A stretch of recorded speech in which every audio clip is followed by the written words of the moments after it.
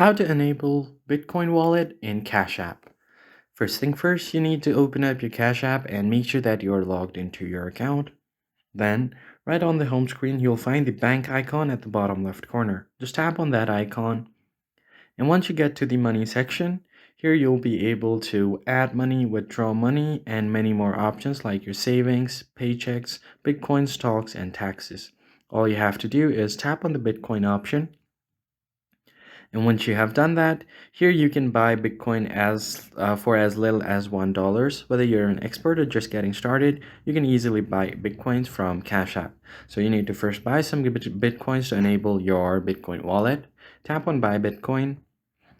And then from here, you can select how much you want to buy Bitcoin worth of.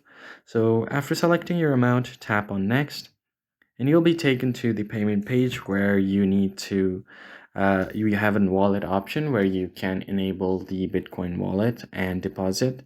So you can enable withdrawals and deposit first, and then your wallet will automatically be activated. That's it for this video, guys. I hope it was helpful to you. I'll see you on the next one.